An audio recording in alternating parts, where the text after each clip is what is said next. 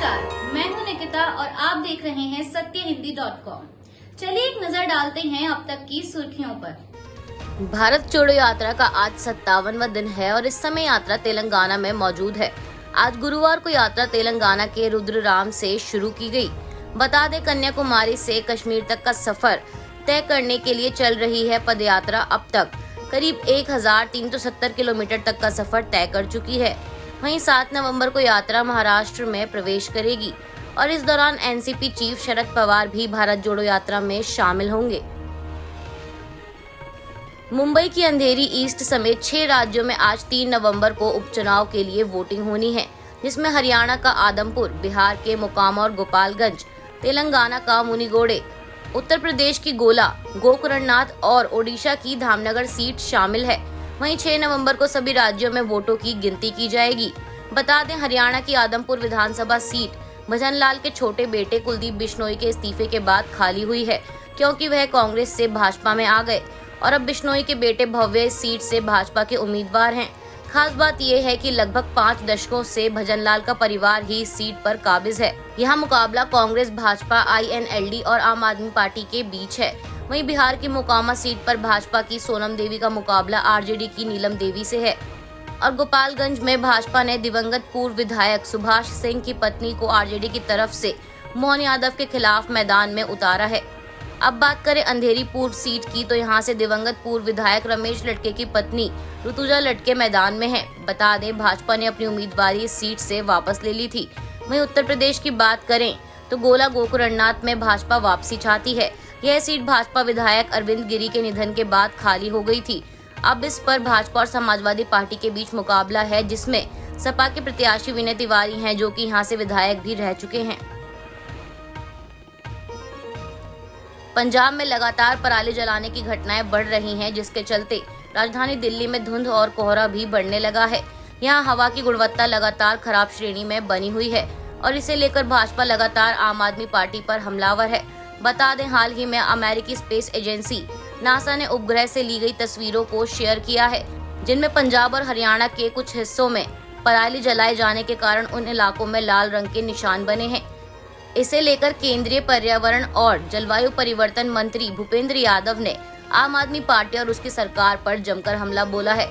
मंत्री भूपेंद्र यादव ने पंजाब का आंकड़ा जारी करते हुए ट्वीट किया, पंजाब के मुख्यमंत्री अपने ही क्षेत्र संगरूर में किसानों को राहत देने में नाकाम रहे हैं। पिछले साल 15 सितंबर से 2 नवंबर संगरूर में खेतों में पराली जलाने की 1266 घटनाएं थीं। इस साल वे 139% बढ़कर 3025 हो गई हैं। इसके अलावा एक और ट्वीट में उन्होंने कहा, इसका नमूना यहाँ है, पंजाब जहाँ आपकी सरकार है वहाँ 2021 के मुकाबले 19% से ज्यादा पराली जलाने की घटनाओं में बढ़ोतरी देखी गई है, जबकि हरियाणा में 30.6% की गिरावट देखी गई है। बुधवार 2 नवंबर को ही पंजाब में पराली जलाने के 3634 मामले आए हैं। उन्होंने आगे लिखा कि दिल्ली को गैस चैम्बर किसने बनाया है, इस पर कोई शक नहीं है। मंत्री ने आरोप लगाया कि जहां आप है वहां घोटाला है। बीते 5 सालों में केंद्र ने पंजाब सरकार को 1347 करोड़ रुपए दिए थे ताकि राज्य सरकार कृषि उपकरण खरीद सके, लेकिन मिली जानकारी के अनुसार राज्य सरकार ने 1,20,000 मशीनें खरीदी, जिनमें से 11,275 मशीनें गायब हो गई। इनका अभी तक कोई अता पता नहीं लग सका है। गुजरात के मोरबी में पुल गिरने से हुए हादसे को लेकर बुधवार को पुलिस ने नगर पालिका के मुख्य अधिकारी से 4 घंटे तक पूछताछ की। पूछताछ के दौरान पुलिस ने पुल की मरम्मत को लेकर ओरेवा कंपनी को दिए गए कॉन्ट्रैक्ट पर सवाल जवाब किए। साथ ही यह भी जानने की कोशिश की कि इस कंपनी को किन नियमों के तहत ये कॉन्ट्रैक्ट दिया गया था। इसके साथ ही पुलिस ने पुल की मरम्मत के दौरान इस्तेमाल की गई सामग्री के बारे में भी अधिकारी से पूछताछ की। वहीं खास बात यह है कि इस पूरे मामले को लेकर स्थानीय अदालत में जो दस्तावेज पेश किए गए थे, उनके अनुसार जिस कंपनी को इस पुल की मरम्मत का काम दिया गया उससे इसका ज्यादा अनुभव नहीं था, लिहाजा उन्होंने मुख्य रूप से सिर्फ ब्रिज पर लगे केबल की रंगाई पुताई का ही काम किया।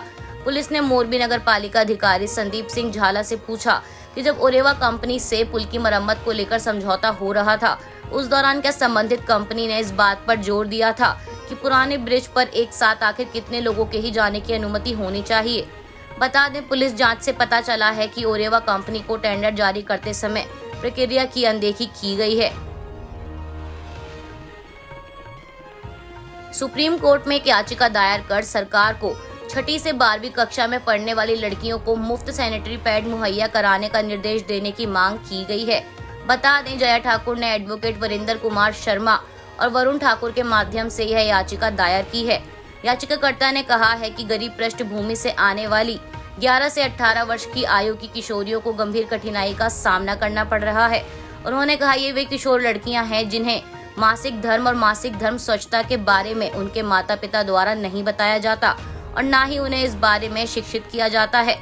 वंचित आर्थिक स्थिति और निरक्षरता के चलते अस्वास्थ्यकर प्रथाओं का प्रसार होता है, जिसके गंभीर स्वास्थ्य परिणाम होते हैं। इसकी वजह से लड़कियां स्कूल छोड़ देती हैं। इसके अलावा याचिकाकर्ता ने सभी सरकारी सहायता प्राप्त और आवासीय विद्यालयों में अलग अलग बालिका शौचालय प्रदान करने और शौचालयों की सफाई के लिए क्लीनर उपलब्ध कराने के निर्देश जारी करने की भी मांग की है। इसके अलावा याचिका में 3 चरण जागरूकता कार्यक्रम प्रदान करने की भी मांग की गई है, जिसमें सबसे पहले मासिक धर्म स्वास्थ्य के बारे में जागरूकता फैलाना और इसके चारों ओर की वर्जनाओं को दूर करना है। दूसरा, महिलाओं और युवा छात्राओं को विशेष रूप से वंचित क्षेत्रों में पर्याप्त स्वच्छता सुविधाएं और रियायती या मुफ्त स्वच्छता उत्पादन प्रदान करना। और तीसरा, मासिक धर्म अपशिष्ट निपटान का एक कुशल और स्वच्छतापूर्ण तरीका सुनिश्चित करना है। गामीबिया ने अभी तक पुष्टि नहीं की है कि भारतीय कंपनी मेडेन फार्मास्यूटिकल्स के कफ सिरप से ही बच्चों की मौत हुई थी। रॉयटर ने गामीबिया की मेडिसिन कंट्रोल एजेंसी के एक प्रतिनिधि के हवाले से यह जानकारी दी है। उन्होंने कहा कि इस बात की पुष्टि नहीं हुई है कि खांसी की दवाई ही गुर्दे की चोट से 66 बच्चों की मौत का कारण बनी थी। गौरतलब है कि WHO ने पिछले महीने 5 अक्टूबर को भारत के मेडेन फार्मास्यूटिकल्स के खांसी के सिरप को लेकर अलर्ट जारी किया था। WHO ने संभावित रूप से इसे गामीबिया में 66 बच्चों की मौतों से जोड़ा था और संगठन के जांचकर्ताओं ने इन दवाइयों में डाइथिलीन ग्लाइकॉल और एथिलीन ग्लाइकॉल की मात्रा जरूरत से ज्यादा पाई थी, जिसके चलते मेडेन फार्मास्यूटिकल्स की promethazine oral solution, Kofexmalin baby cough syrup, Makoff baby cough syrup और मैग्रीप एंड कोल्ड सिरप को लेकर अलर्ट जारी किया गया था। बुधवार को भारत और बांग्लादेश के बीच हुए सुपर 12 स्टेज के मुकाबले में भारत ने शानदार जीत दर्ज की है। इस मैच में एक रन के लिए तरस रहे KL राहुल ने अर्धशतक लगाया, तो वहीं विराट कोहली ने T20 वर्ल्ड कप में सबसे ज्यादा रन बनाने का नया रिकॉर्ड बनाया और आखिर में एक अहम जीत दर्ज की। बता दें, भारत ने पहले बल्लेबाजी करते हुए बांग्लादेश के सामने जीत के लिए 185 रन का टारगेट रखा था। आज के लिए बस इतना ही। बाकी की खबरों के लिए बने रहिए सत्यहिंदी.com पर।